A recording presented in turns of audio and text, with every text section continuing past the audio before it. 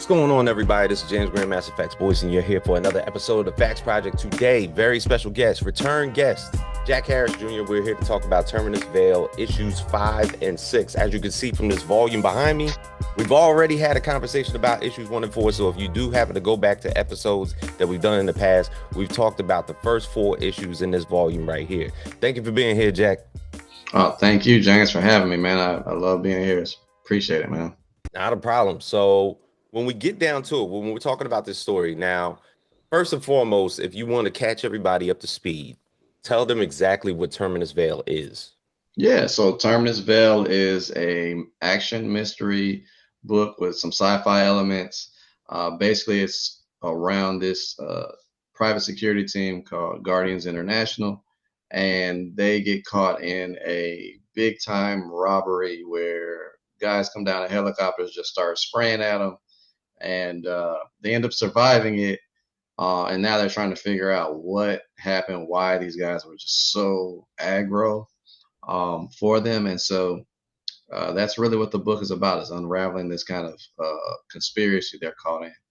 Absolutely. So to get into it, to actually like get in depth with it, of course, they're a mercenary group, and they've been used to basically doing high profile missions, stealing high tech weapons. For the first 4 issues, you kind of get I'm going to say like the first 2 issues, you get to know who every single character is. And if I can go down the line, like basically this entire crew, you got Quan, you got Connor, you got am I saying her name correctly? Beam or Bone?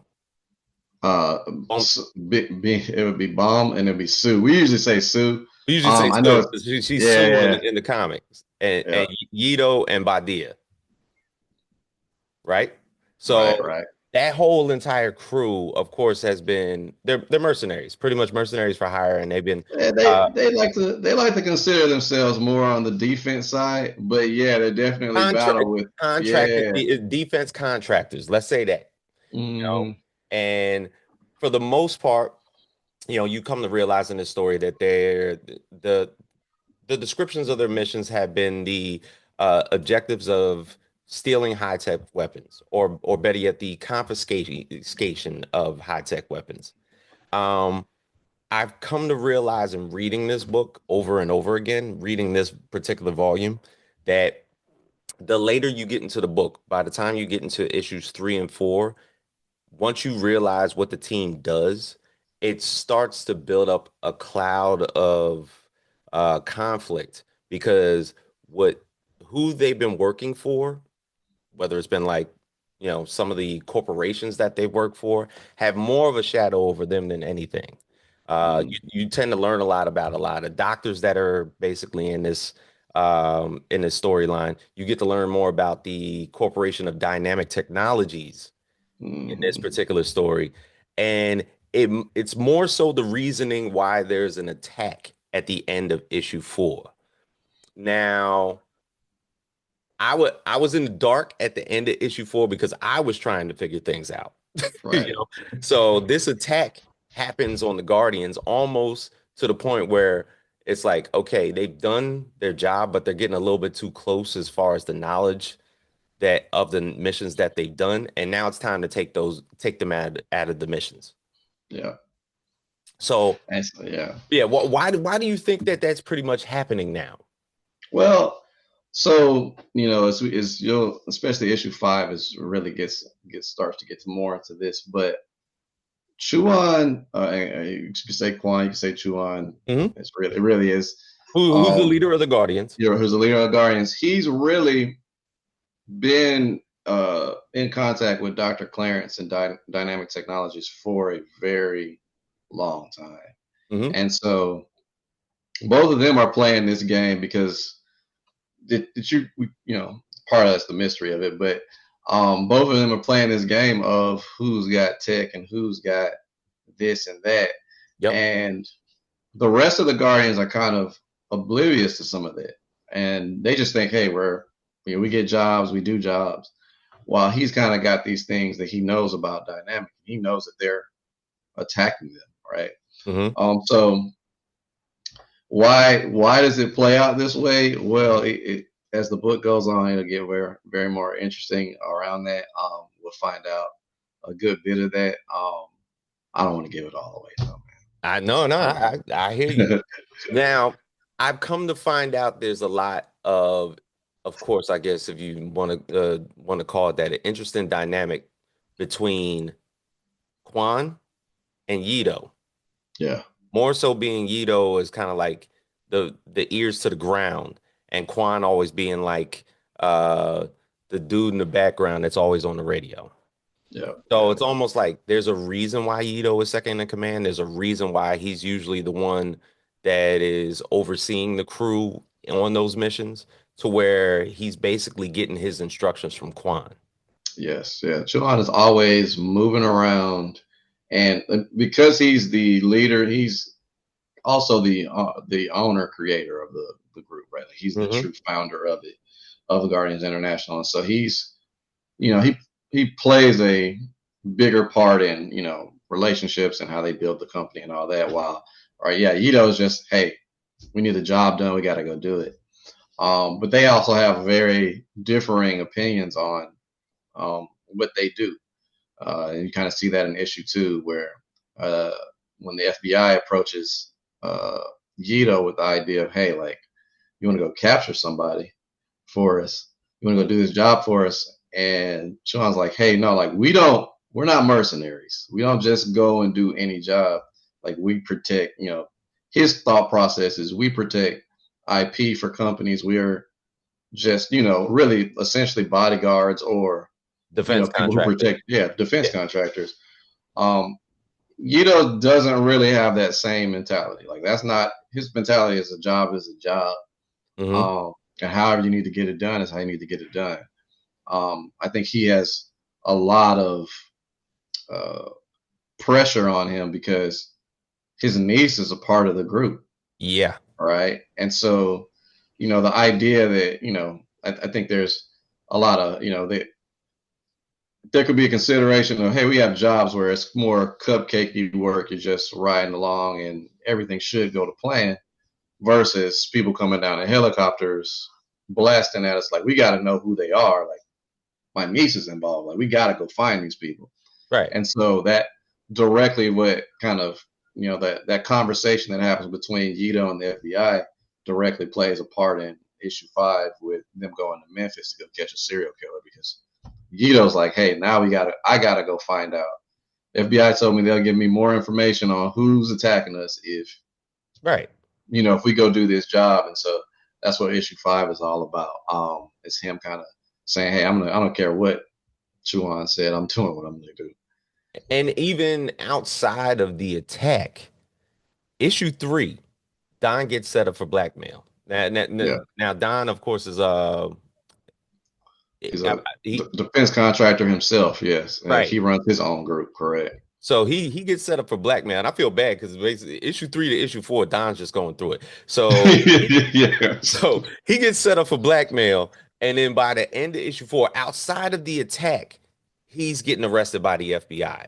Also attached with a note that basically you mention anything about Dr. C, Dr. Edward Clarence, and your boyfriend's dead.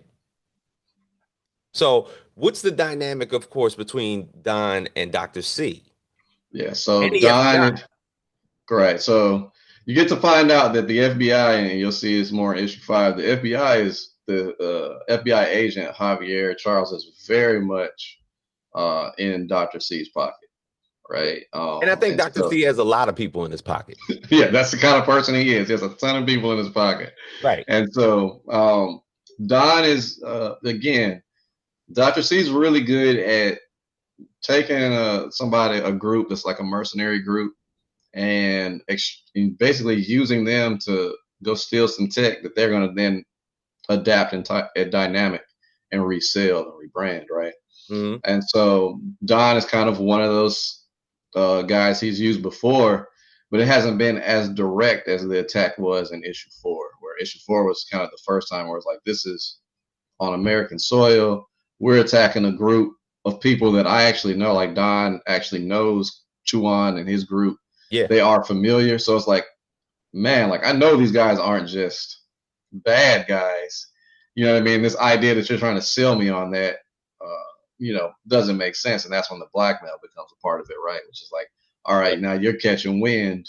Let me go on and put the pressure on you for real. And so, um, yeah, we get to see more of Don, not so much in issue 5 or 6, but in issue 7 and 8, he'll come up a bit more again. But yeah, that's kind of the relationship he has there. And we see him, we'll see Dr. C time and time again, right? Issue 1, he I uses would say, yeah. a different mercenary group, right? He's always cycling all of these kind of mercenary groups to do specific jobs to kind of position himself and never quite using the same one, which kind of leaves people like Interpol and other agencies kind of at loss because they don't know who's really a part of all of these attacks because it's always kind of a different group that's Yeah. doing it, and so they have a different method, a different tactic. It's never quite the same. So I'm starting to realize, of course, like I said, when I started reading like issues 3 and 4, I was like, okay, this is like a bigger thing at play because Dr. C seems to, of course, well, let's just say he's very wealthy. Yep. Um, he doesn't disclose a lot about his personal life. And he's like you just said, he's always pretty much had his hands in the pockets of a lot of contractors that are pretty much out there, which comes to bring forth the fact that in issues 5 and 6, you come to realize that Guardians International is a broader team than what we just see out of the 5 members that we've known so far. So Yes. you start to introduce new characters. Yes. And why is Yep. that? So again, Chuan is not open either, right? Even though Dr. C is even though they're kind of polar opposites and really the people who are battling against each other, he's not open about his life either. He's been running groups all across the world Mm, and mixing and matching his people he uses to do his to go through his agenda, right? yep. And so we get to see the group in Belize, and that's really one of the earliest groups that he kind of built. He built a base out in Belize. He's got a lot of people who are part of ex-military people from that area, a part of his group, and it's very secluded, very hidden off. Not a lot of people know about it, and you kind of see in issue 5 a lot of the Guardians that came from the mission in Denver that come there. Some of them have never been there. It's their first time going there, Right, right, right? And he kind of leads to that in issue 3 where Sue is going through trying to figure out like, man, how does the shield do all these things, right? Where it can stop missiles and it can stop Oh grenades yeah, and it stuff like detects that, right? explosives and it pretty much Right, can see everything that's happening.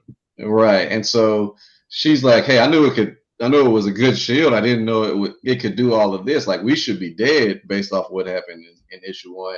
And Chuan goes like, hey, like I'll get more into that. I'll tell you about it later. And that's kind of what we get to see in issue 5. It's him taking them there, and you get to learn about some of the people who actually play a part in creating the shield, as well as some other things. So yeah, Mm. So these new characters, you got Monrad Williams, his daughter Jeanette, Cole, who seems to be like the youngest one, kind of almost in a sense like Dash. yeah, Anne Marie Flowers and Sarah Vernon, who are more yeah, so like the lab techs. yeah, Um, Now this is like the newest team that's going to be formulated to, I guess, draw in concurrence within issues 5 and 6 with our current team. yes, yes. And we get to see them mix and match. Was when we go out to Memphis for issue 5. You get to see Yito and Badia and Dash and Cole, all go out there, and so you get to see uh, what the team in Belize was cooking up a little bit. It'll start to play out more in 6 and 7. And then because Chuan stays back, he gets to go, and we'll see him on 7 and 8 with Monrad and Jeanette, and they'll have more of some more field work that they'll get to do. Hmm. It's gonna be really fun for I think everybody that's been enjoying the book. They'll really enjoy that one because it's gonna be a big action scene for them. I'm sure. Now, are they shocked to know that there's other teams out there when they find out? No, some of them already know. Like Okay. Monrad is one of the guys that started it with Chuan very early. He's very Okay. one of the early guys, and so he knows a lot about it. Just like he's very much aware of that. He knows the dynamic is a part of the ones that are attacking them, right? Right. And we kind of find that out in issue 5, and so um, he's very much there. The rest of them know some of the things. Anne Marie knows a good bit about what's going on, but yeah, Cole and Sarah, they're not as adrift to all the things that Chuan's got in the works. Mm. So we describe, of course, issue 5 as I guess, the centerpiece of the Kill Shills uh, Arc. Yeah, uh, piece. Now, you depict him as a serial killer, but he seems a lot yeah. more rounded than that. Yeah. So, I mean, I think you get the idea of somebody with just the name Kill Shields, and why would you see him in issue 5? He's basically killing a senator. Yeah. So there's obviously some more motive behind it, even though he's murdered a lot of people. There's more motive than just, hey man, I want to go out and kill people. He is a serial killer. He's got people that he's continuing to kill, and Yeah. he doesn't almost have a pattern, right? But So there's a he is motive to do it each time. there is a motive behind what he's doing, and it'll be revealed more and more as issue 6 comes into play. Issue 7, I think by the time issue 8, everybody will be fully illuminated, and then Yeah. it'll be one of those kind of feels on like, is it justified, or does it make sense on why he's doing some of the things? Um, but he's definitely an interesting character for the Guardians, since he has basically a suit he's stole from Dynamic that essentially makes you invisible, Yeah, which like a makes him cloaking extra. device. Yeah, it's a cloaking device, so he's extra slippery. Um, but again, yeah, he's definitely got a lot of personal elements you'll get to see, especially in issue 6, issue 7. Yeah, because one particular aspect of this is that come issue 6, the cover art for issue 6, somebody who has been in a couple like hand-to-hand tactical combats himself, as far as Yido, looks like Yeah, he's getting kicked off a roof of a building by Shills. yeah, And the thing yeah. is, I don't think anybody's ever got the upper hand on Yido yet. So it's like so are we looking at like as at an interesting contrast that there will be a one-on-one between Shills and Yido? Yeah, there'll be a little bit of one-on-one back and forth with them in issue 6, where we get to see a good chase behind it, and kind of leading into what that cover is about. Um, I think we're going to see a more of a big brawl in issue 7, with not just the Guardians being involved, trying to catch Kill Shields, but also the police and Dynamic themselves, all kind of racing to kind of get to them, and how it's gonna lead into some conflict between even the parties trying to get to them are going to have a bit of a conflict, Hmm. because again, a lot of the Guardians don't look at themselves as mercenaries. Like, they look at themselves as people who are generally defending things. Yeah. Um, and the actions of Dynamic is just, hey, like, we're just here to get the job done. So if they need to get their suit back, it's by any means. Is their motto, and so it'll very much be a really good issue. Issue 7 is going to be one of the funnest issues for me to write, because it's a lot different than issue 4, where issue 4 is really soldiers versus soldiers. Yeah. Um, while issue 6, or I should say issue 7, is more of a, hey man, what happens when you're fighting a guy with an invisibility suit? You even get to see what happens when you're fighting a mech, and Yeah.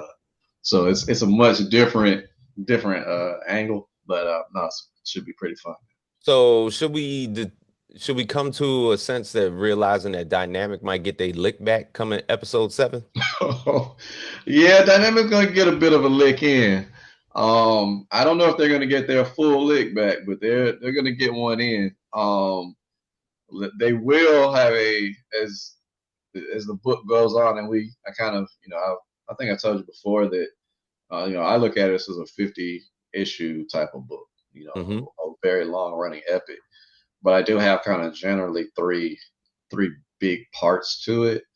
And yeah, by the end of part 1, which would be around issue 15, 16, and Dynamic will have gotten their full lick back. So it'll definitely be a really good run on that side of it. We're working hard on that Mm. and racing to get to that point. So So explain the reasoning outside of issues 1 and 6, issues 5 and 6 for this one shot, a 40-page one shot with Badia. yeah. So my deal for it was one to have something that ran along, we could produce alongside the books, and just do something a little different. I think with Terminus Veil, it's been such a man. Everything is setting up the next book, right? And it's not just like you said, you read issue 4, you're still like, well, I got a ton of questions Hmm. about what's next in the story. Um, and I thought it'd be a good to do something that was just like, hey, what if people wanted to get in and kind of get a feel for what we did with the complete story in itself? Kind of highlighting the character, not having to do what we do normally, which is like you said, there's new characters are being introduced to tell Yeah. parts of the story, and so you're learning a little bit about everybody here and there. While with Badia's Gambit, you get to learn, a good bit about her and get to really follow a narrative straight from her perspective, Yeah. um, and get that. So that was kind of the deal. Some of the why. Um, Obviously, I wanted to. No, I say obviously, but there were some things about the story that I also wanted to tell. It happens 2 years before issue 1, so you get to see a bit more of the team, and so the police team plays a bigger part in this one. They're in it. A few of the characters are in it from there, um, and so you get to see you get to get some background about them that may help contextualize some of the stuff that happens in issue 5 and 6, Right. and the rest of the way. And then it's just something fun to do, man. And it's a character that when I'm sitting at the table at cons, I get so many people who are like, "Oh man, let me check that one out. Let me check that one." It's Yeah. always funny because it's like I'm sitting there, I got all the books on display, and somebody picks up issue 2, and they're like, "I want to get this one." I'm like, "Well, that's like issue 2. I'll sell it to you, but like you won't get Yeah. issue one You're gonna until." miss a piece of the story. Right, but they're like, I just, they want that one, and I've had a few sales like that over the years, over the last couple of years around just issue 2 and the character. So I thought it would be good to kind of have a character that people really seem to just gravitate towards, and Yep. give that highlight. Yeah, because you kind of see that in the cover art for Badia's Gambit. Like she, of course, her life revolves around gambling. So the casino aspect of it, of course, you can see within that cover. Also, the just from the cover, it looks like the cover of a manga. Yeah. Now, who did this cover, by the way?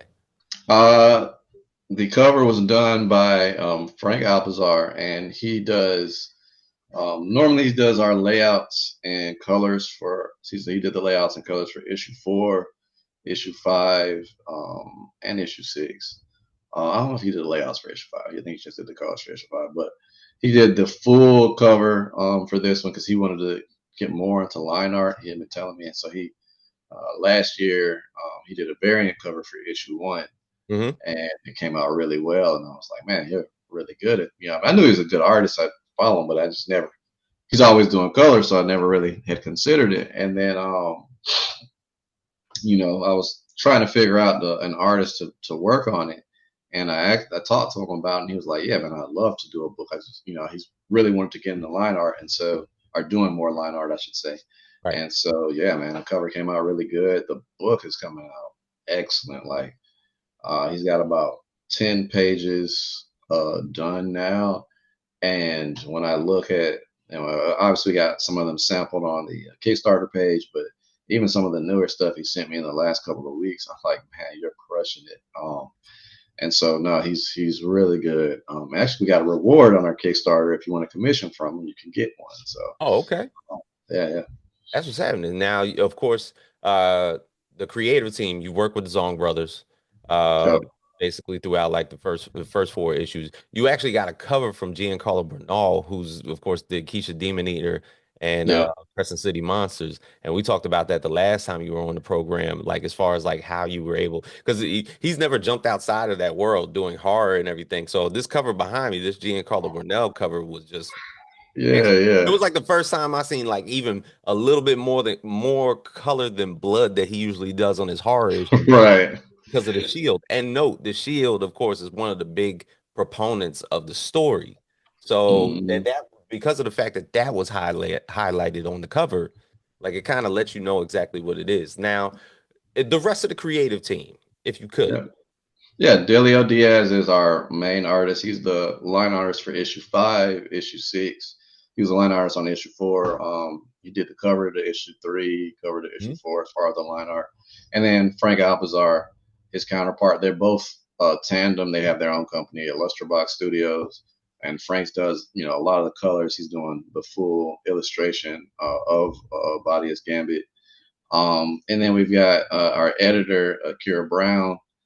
She runs her own publishing company as well. And if you ever in Atlanta, if you ever in downtown Atlanta, a little 5 Points, she's works at Criminal Records there, handling their comic book section, and works with indie creators who are trying to get their books done. Very good editor and writer herself. Um, and then our graphic designer, in general, sets up all our book formatting. My wife, Elise Harris, she's really good at that. She's the one that ends up doing all our merch as well. She's a good artist herself. And then our letterer Bachnoy, he's lettered every book we've had so far. Just total professional, gets it done. Love working with him. And that made up the team for this really Kickstarter. We like I said, we worked with the Zombros. They end up doing a Body's Gambit variant cover that came out really good. Mhm. You said Giancarlo did the variant cover for issue 5. Which looked flingers, Um, by the way. yeah, yeah, yeah. So no, they came out really good, man. We're happy to work with these people. I love working with people that one, obviously have that quality, but two, that professionalism. I would say everybody that's on the team this time around really are all just A1 professionals. You just you give them the Mhm. description, and they're off with the ball running, and it's not a lot of going back and forth and any of that, which is really great. It's always what I like. Yeah, makes it a little bit easier. So is this going to be Mhm. the game plan going forth that like every four issues is going to be like the next volume, like how this was? Yeah, well, I don't know. I mean, for Terminus Vale, we're gonna I won't we won't do our next volume until we get to issue 10. And Okay. so our volume 2 will be issues 5 Five through through 10. 10. And we may have the one shot in there as well, just as a bonus to it. I'm not sure yet, but I know we'll have issues 5 through 10 for it. From there, man, we're gonna, we'll I don't know if we'll I'm not quite sure yet. Like I know we're gonna go to it. I know we're gonna get to issue 16. Um, I don't know uh, if we'll go single issue by issue, how we've been, or if we'll just try to go straight to the volume. Maybe do single issues via digital and then go straight to the volume. Um, Kind of find as from the business side, I'm learning so much that Oh yeah. the graphic novel and trade type of paperback, that type of setup is just way more marketable, way better margins. Everything about it is I'm learning more and more every day that like it's really trying to be there more than single issues. Yeah. And so we got another book that's in pre-production, Phantom Rights, that will do a graphic novel for. So yeah, man, I don't know fully, but I know we'll to issue 10 we'll be doing single issues, and then we'll do a big volume there. Got you. Now, I think the last time that we talked, you had just came back from DreamCon and you had the Mm. ability to start selling a lot of Terminus Veil when you were out there. Um, Outside of that, like, and basically as a whole, with this particular volume, with those first four issues, what's the reception been like? It's been pretty good. I mean, we've gotten in a few stores, some good stores in Atlanta. We actually got our first out of town store coming from our last DreamCon this summer in Austin Books and Comics.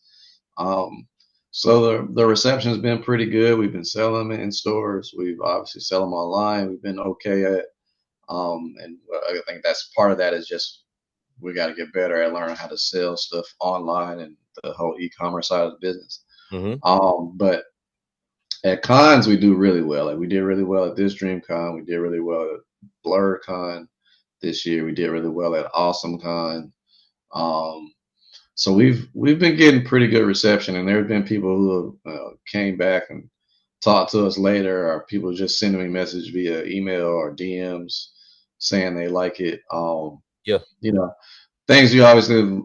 I look back at it now and be like, man, I probably should have did this instead of that. Should have did this instead of that. But generally, it's been really good reception. that's what's happening, man. What is it as of right now? I think you got about like 17 days left, so you got well more 17 days. than Yeah, 2 weeks. yeah, So yeah. you 17 definitely days. got like time to build on this, and I think you're about like 87% done with the campaign. Yep, So yep, yep, yep. it's So, more than obvious that people have wanted to see more. yeah, definitely, definitely. I mean, I think it's, one, when you see the comic book business as a whole, like you have a lot of, your issue one is high, your issue two is a little lower, and it kind of it is one of those curves. Yeah. It doesn't normally go up, but I think obviously we're still trying to get more exposure, more awareness. Like you know, I'm still meeting tons of people every day that have never heard of Terminus Veil and know Oh, of nothing course. about it. So there's still a lot of growth on that side of it. But yeah, no, overall, feeling pretty good. There's definitely been a demand. There's definitely been some people who have came back. There's been people who have bought issue by issue by issue. So that's always a really good feeling when you see somebody who's like, "Yeah, I'm about to buy issue 5 now," Hmm. um, and I bought. You know, buying the volumes is great, and it's our. I'm always selling those. Always greatest thing to sell those because of the margin. Yeah. But from a standpoint of just knowing people like it and feel good about it, it's nothing better than somebody who's kind of. I bought it from issue 1, and now I'm buying it online, or I'm waiting for you to come to a con in my city to buy the next set. And so that's always great. Dope. Dope, man. So thank you for doing this with me, man. I really Thank appreciate it. you. Absolutely. Of course, issues 5 and 6 are still on Kickstarter for the next couple weeks. Yep. So for everybody out there, please go out and get that. Of course, not only do you get 5 and 6, but you can participate in and get that one shot of Badia's Gambit, which is a 40-page one shot, by the way. It's Yeah. not no single 22-page floppy. Like you actually like you Yeah. Yeah. just basically you don't go short. No, no. I mean, it was a one shot, man. Like I didn't want to. It's hard for me. It's hard for me to get 22 pages and feel like I've told you something that's complete. You know what I mean? Right. It's just such a challenge. So I guess I should say, hats off to everybody who can do it because I struggle at that part. But I thought 40 pages would be a good feel, and I think it'll give people who like to read, their feel. So Excellent. Excellent. Well, Jack, I appreciate you doing this with me once again. Of course, yeah, anytime. congratulations in advance because I'm pretty sure you're going to hit that goal. And I'm sure you'll be talking about stretch goals pretty much coming up in the future. Mm-hmm. Um, now, if anybody wanted to get their hands on Terminus Veil that hasn't had a chance to get their hands on either the volumes or maybe like the single issue floppies, where could they get them? Yeah. So they can go to terminusveil.com/free. I tell everyone to start here. If you on the fence, you don't really know. You get basically a free digital copy of issue 1. You sign up for our email list. And then, if you like it, follow through, see what we got more books at our site and you can order them there. We got digitals and we got physicals depending on how you like to read. Yeah. And joining our email list, you'll also get to learn more about kind of the values of our company, what we've done, press we've gotten, stuff like that as well. So maybe that might help you get over that fence. That's what we're hoping. So Yeah. Yeah. Well, sir, it's always good having you on. Yeah, appreciate it. So for myself, James Grandmaster Facts Voice, Jack Harris, Terminus Vale, issues 5 and 6. Matter of fact, of course, you have the ability to get volume 1 as well as issues 5 and 6 on the Kickstarter, so you can get the full complete story. I would definitely recommend you get that if you haven't had a chance to read the series whatsoever. If you just seeing issue 5 and you like it and you want to basically like complete the entire story. So for the both of us at the Facts Project, we are out. Like,